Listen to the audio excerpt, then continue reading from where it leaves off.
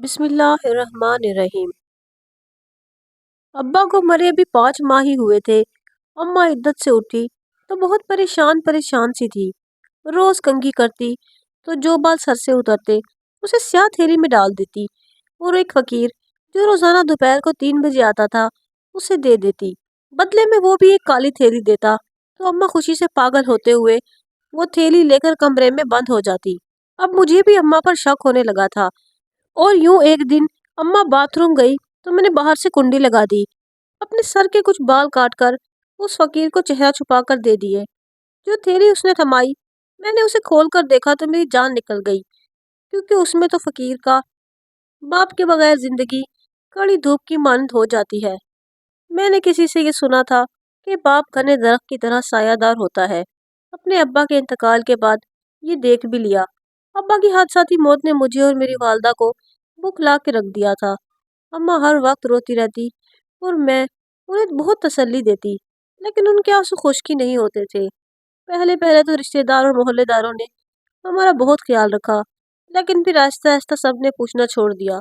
میں اپنے ماں باپ کی اکلوتی اولاد تھی۔ ہمارا گھر ابا کی دکانداری پر ہی چلتا تھا۔ ان کی پرچون کی دکان تھی جو اب اماں نے کرائے پر چڑھا دی تھی، لیکن اس کا کرایہ ہماری ضرورتوں کو پورا کرنے کے لیے ناکافی تھا۔ جیسے تیسے اماں کی عدت پوری ہوئی، لیکن اماں زندگی کی طرف نہیں لوٹ رہی تھی۔ وہ ابا کو یاد کر کر کے روتی رہتی۔ میں نے گھر کے بگڑتے حالات دیکھ کے نوکری کر لی۔ اب میں روز صبح کی گئی شام کو آتی تھی۔ اماں مجھے ہر روز جائے نماز پر عبادت کرتی ہوئی نظر آتی۔ میں کھانا آفس سے آ کر بناتی تھی۔ صبح بھی اماں کو ناشتہ کروا جاتی اور تاکید کر کے جاتی کہ دوپہر کو کھانا ضرور کھایا کرے، لیکن کب میں آفس سے لوٹتی کھانا ویسے کا ویسا ہی پڑا رہتا۔ میں آفس سے آتے ہی سب سے پہلے انہیں زبردستی کھانا کھلاتی۔ اماں سے میں خوب باتیں کرتی، وہ ابا کے غم کو بھلا کر زندگی کی طرف شاید لوٹ آئے، لیکن وہ تو بس چپ چاپ سی میری باتیں سنتی رہتی، کوئی جواب نہ دیتی۔ مجھے آفس میں بھی اپنی ماں کی فکر ستاتی۔ میرے پاس تو بس ایک ماں ہی تھی، اگر وہ بھی ابا کا غم دل سے لگائے رکھیں گی تو بیمار ہی ہو جائیں گی۔ میرے جینے کا واحد سہارا اس وقت میری والدہ تھی۔ ابا کے انتقال کو 5 ماہ ہو چکے تھے، لیکن اماں کے رویے میں تھوڑا سا بھی فرق نہ آیا۔ ایک دن جب میں گھر آئی تو ہمارے دروازے پر ایک فقیر کھڑا تھا، کالے رنگ کا بولا پہنے، بکھرے مٹی سے اٹے بال اور سر داڑھی ننگے پاؤں، گلے میں تسبیح کی مالا پہنے۔ وہ فقیر نہ جانے کیوں مجھے ایک آنکھ نہیں بھایا۔ اماں نے اسے پیسے دینے کی بجائے اپنے بال پکڑائے تھے۔ مجھے یہ دیکھ کر حیرت ہوئی تھی کہ اس فقیر نے بدلے میں ایک کالے رنگ کا شاور پکڑا دیا۔ اماں وہ شاور لے کر اندر چلی گئی۔ میں جب گیٹ تک پہنچی تو وہ فقیر جا چکا تھا۔ میں اندر داخل ہوئی تو اماں اپنے کمرے میں تھی اور دروازہ بند تھا۔ میں اپنے کمرے میں چلی گئی، فریش ہو کر باہر آئی تو اماں کے چہرے پر اداسی کی جگہ مسکان تھی۔ وہ دوپہر کھانا بھی کھا چکی تھی۔ وہ مجھ سے کہنے لگی، شازی تمہارے لیے چائے بنا دیتی ہوں، تھکی ہوئی آفس سے آتی ہو اور آ کر کچن میں لگ جاتی ہو۔ مجھے یہ سن کر بڑی حیرت ہوئی، کیونکہ یہ خیال انہیں پہلے تو نہیں آیا۔ وہ ہر چیز سے بے نیاز ہو کر اور جائے نماز کی ہو کر رہ گئی تھی۔ کئی ماہ بعد اماں نے مجھے اپنے ہاتھ کی چائے بنا کر پلائی اور اماں کا بدلا ہوا رویہ مجھے کافی اچھا لگا، لیکن فقیر والی بات کچھ عجیب سی تھی۔ بہرحال میرے لیے یہ بات زیادہ اہمیت رکھتی تھی کہ میری والدہ زندگی کی طرف لوٹ رہی ہیں۔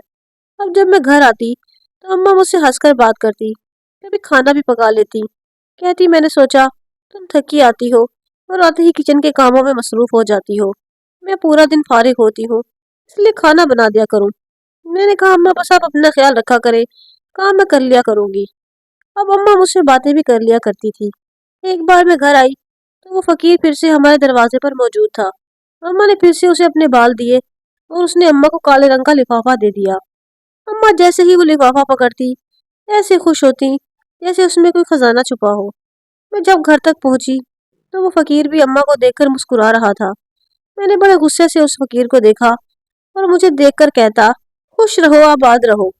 میں نے بڑی تنفیدی نگاہوں سے اس کے گندے حلیے پر نظر ڈالی اور ناگواری سے اسے دیکھتے ہوئے اندر چلی گئی۔ وہ اب بھی مسکرا کر دیکھ رہا تھا۔ پتہ نہیں اس کی آنکھوں میں ایسا کیا تھا کہ مجھے دیکھ کے الجھن سی ہونے لگی۔ اماں کا کمرہ اب بھی بند تھا۔ اماں جب کمرے سے باہر آئیں تو ان کا چہرہ چہک رہا تھا۔ مجھ سے چائے کا پوچھنے لگی۔ میں نے کہا آپ رہنے دے، میں بنا لوں گی۔ میں کپڑے تبدیل کر کے آئی تو तो अम्मा चाय बना चुकी थी, बल्कि आज तो चाय के साथ उन्होंने शामी कबाब भी तले थे। मैंने चाय पीते हुए अम्मा से पूछा, अम्मा, ये फकीर क्या रोज आता है? हाँ, रोज आता है। अल्लाह का बड़ा नेक बंदा है। अम्मा के चेहरे पर उस फकीर के नाम पर चमक देखकर मेरे अंदर एक जलन सी पैदा होने लगी। उस फकीर की उम्र भी तकरीबन मेरे वालिद के लगभग ही लग रही थी। अम्मा, आप उसे खैरात और पैसे देने की बजाय अपने बाल क्यों देती हैं बदले में? और वो भी आपको काले लिफाफे में कुछ देकर जाता है। मेरी इस बात पर अम्मा की पेशानी पर कई सलवटें पड़ने लगी। कहने लगी, मुझसे आज के बाद ऐसे सवाल मत करना। ये कहकर वो वहां से उठकर चली गई। अम्मा की ये बात मुझे परेशान करने लगी कि आखिर वो क्यों इस गंदे संदे फकीर को अपने बाल देती हैं और वो लेकर जाता है। अम्मा जो इतनी खुश थी, मुझे न जाने कि उस फकीर से नफरत सी महसूस होने लगी। अब मैं ऑफिस से घर आने की जल्दी रोज करती ताकि देख सकूं वो फकीर रोज आता है या कभी कभी आता है। मैं काफी दिन से नोट कर रही थी कि वो फकीर रोज आता था। कभी तो अम्मा उसे दरवाजे पर बातें करती नजर आती। अम्मा हंस हंस कर उससे बातें करती। मेरी जान जलने लगती और मुझे देखते ही अम्मा खामोश होकर अंदर चली जाती। एक बार तो मुझे उस फकीर पर इतना गुस्सा आया, मैंने अम्मा के अंदर जाते ही उस फकीर से सख्ती से कहा, आइंदा अगर तुम मेरे घर के आस पास भी नजर आए तो मैं पुलिस में कंप्लेन कर दूंगी। तुम क्या रोज मेरी माँ को बेवकूफ बनाने पहुंच जाते हो? मुझे लगा था मेरी बात पर वो फकीर गुस्से से चला जाएगा, लेकिन वो तो मुस्कुरा रहा था और उसे यूं मुस्कुराता देखकर मेरे अंदर आग सी जलने लगी। मुझे परेशान मत करो लड़की, मैं तो रोज आऊंगा। तुम्हारी पुलिस मेरा कुछ नहीं बिगाड़ सकती। चाहो तो आजमा लेना। खुश और आबाद रहो। वो ये कहकर मेरे अंदर एक कहर सा भर गया था। ऐसा भी क्या था उसमें कि पुलिस उसका कुछ भी नहीं बिगाड़ सकती थी। अम्मा ने मुझसे खाने का पूछा, मैंने साफ इनकार कर दिया। मैंने कहा, मुझे भूख नहीं है। आपको मेरी फिक्र करने की जरूरत नहीं। आप बस उस फकीर की फिक्र करें, उसे खाना खिलाकर यहाँ से भेजा करें। मेरे अंदर फकीर के लिए इतनी खोलन भर चुकी थी कि मेरे लफ्ज भी बेकाबू से होने लगे थे। मेरी बात पर अम्मा मुस्कुराने लगी और कहने लगी, मैं तो उसे बहुत कहती हूँ कि खाना खाकर जाओ, लेकिन वो अल्लाह का बंदा मेरी सुनता ही कब है। बड़ा ही नेक आदमी है। मेरी माँ को आंखों में जो कुछ भी उस फकीर के लिए नजर आ रहा था, न जाने क्यों मेरा सुख चैन बर्बाद होने लगा था। एक बार ऑफिस में मेरी कुलीग्स बातें कर रही थी। उनमें से एक ने एक ऐसी बात कही कि मेरे होश और हवास ही उड़ गए। वो कहने लगी, एक आमिल है जो बालों पर काला अमल करता है और औरतें उसके पास भागी आती हैं। उस आमिल की मोहब्बत में गिरफ्तार होने लगती हैं और वो उन औरतों के साथ बदकारी करता है। ये सुनकर तो मेरा दिल धड़कना भूल गया। वो फकीर भी 100% मेरी माँ पर कुछ गलत अमल करने लगा है, जो मेरी माँ उसे देखते ही चहकने लगती हैं। तभी वो कह रहा था कि पुलिस उसका कुछ नहीं बिगाड़ सकती। तब तो मेरा जी और भी घबराने लगा। बस मैं पूरे रास्ते मेरा दिल डूबता ही रहा। अब मैं क्या करूं? हम तो सिर्फ दो औरतें ही घर पे रहती हैं, कोई मर्द भी नहीं है। और ये आदमी अगर नेक होता तो हरा झोला पहनता। ये तो काले लिबास में होता है और ऊपर से गहरा काला सुरमा। उसके चेहरे पर शराफत और नूरानियत भी नजर नहीं आती। मैं जैसे ही अपनी गली में मुड़ी, वो फकीर आदमी मेरे घर के दरवाजे पर था। मुझे देखकर अम्मा अंदर चली गई, लेकिन वो फकीर खड़ा मुझे देखने लगा, जैसे मेरे पहुंचने का इंतजार कर रहा हो। मेरा जी चाह रहा था कि मैं उस शख्स का मुंह ही नोच लूं। कितना ढीठ फकीर था। मेरे साफ मना करने पर भी वो फकीर मेरे घर आने से बाज नहीं आया था और अब भी मुझे देखकर मुस्कुरा रहा था। मुझे उसकी इस मुस्कुराहट से पता नहीं क्यों चिड़सी होने लगी। मैं उसके पास जाकर खड़ी हो गई। उसे कहा तो नहीं, लेकिन मैं उसे कहर भरी नजरों से देख रही थी। न जाने क्यों वो फकीर बेसाख्ता हंसने लगा और उसकी हंसी पर मेरा खून खोल कर रह गया। कहने लगा, बच्चा, इतना गुस्सा सेहत के लिए अच्छा नहीं होता। क्यों हर वक्त अपना खून जलाती हो? जाओ घर जाओ, ठंडा पानी पियो। तुम मेरे सामने इतनी ताकत नहीं रखती कि मुझे मेरे अज़ाइम से रोक सको। जो मैं करना चाहता हूँ वो मैं करके ही रहूंगा। इस किस्म की बातें मुझे बहुत खौफजदा करती। मैं अपने घर के अंदर चली गई और जोर से मेन गेट बंद किया। आज मैंने सोच लिया था कि अम्मा की पूरी अलमारी और कमरे को चेक करूंगी।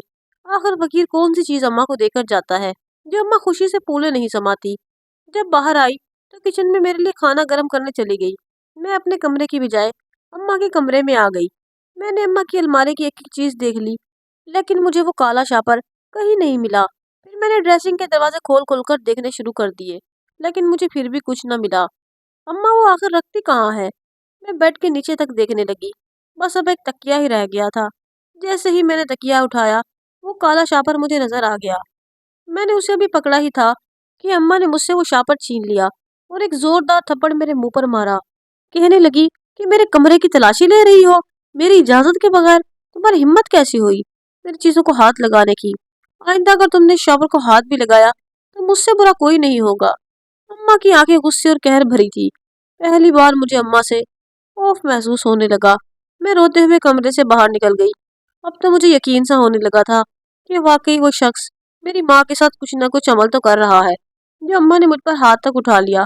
मुझे नहीं याद कि बचपन से अब तक मेरी माँ ने मुझसे कभी सख्त लहजे में भी बात की हो।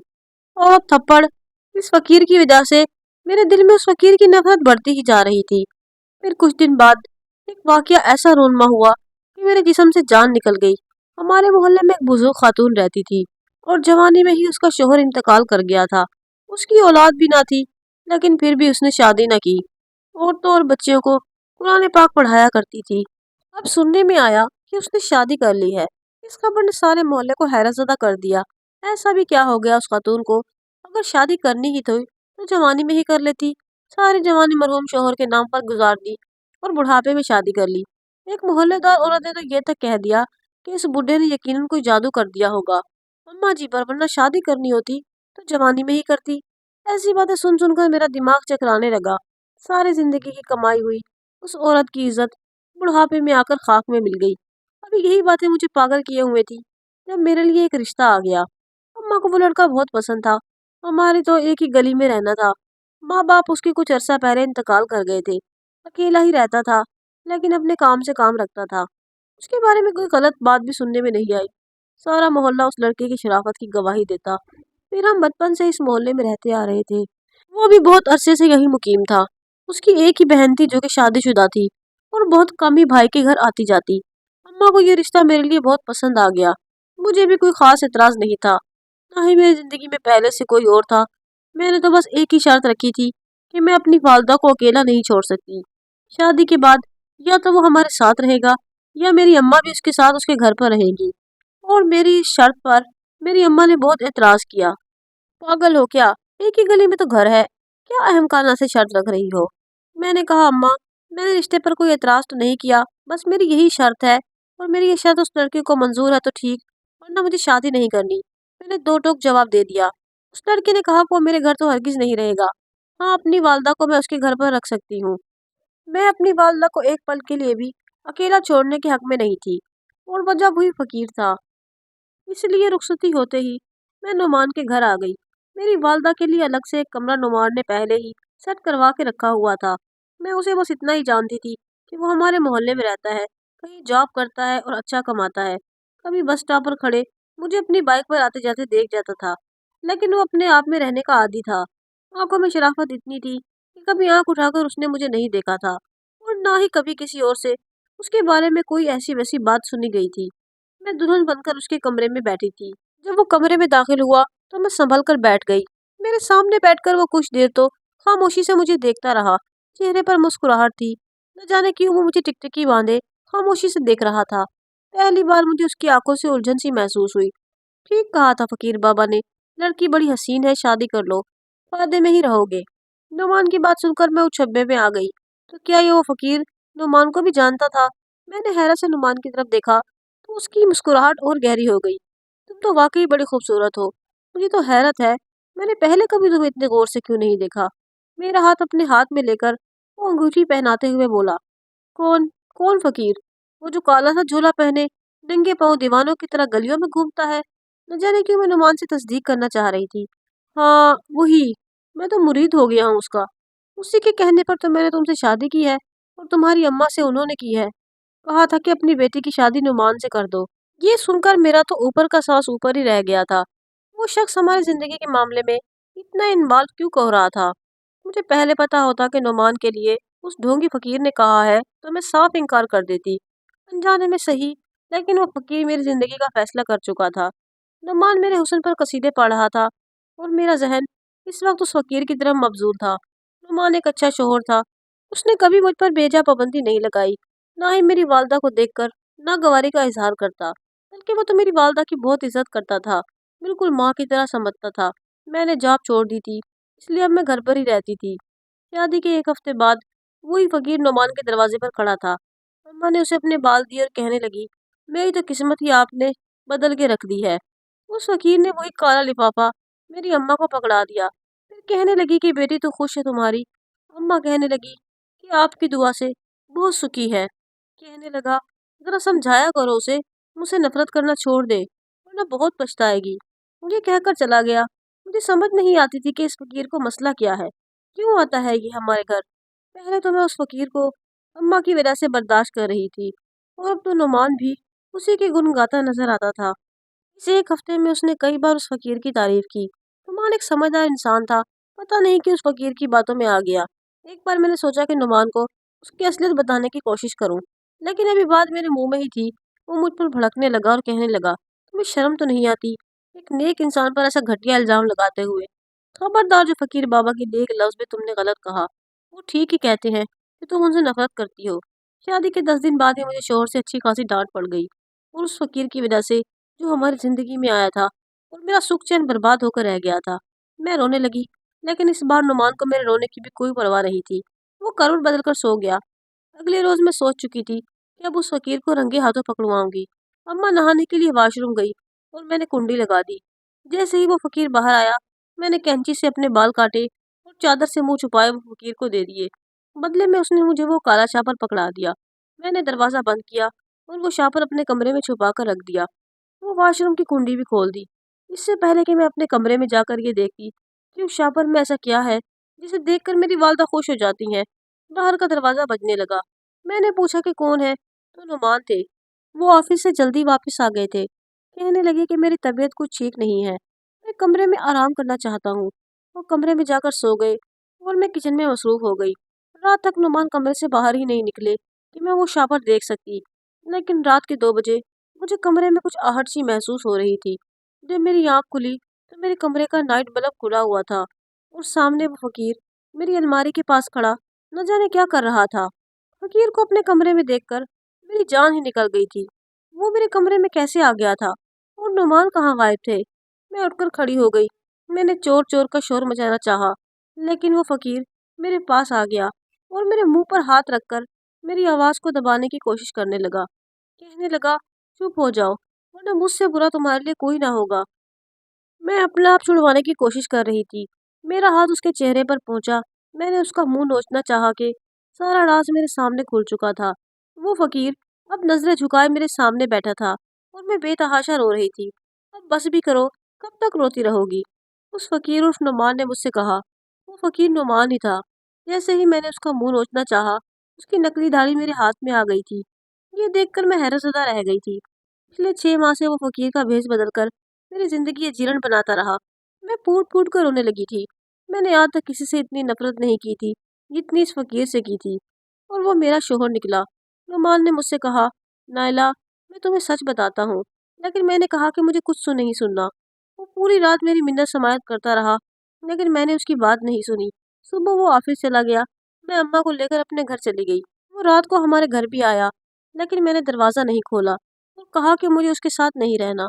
अम्मा अलग परेशान थी कि तुम्हें हुआ क्या है, आखिर किस बात पर नुमान से लड़ी हो। मैंने उन्हें कुछ नहीं बताया।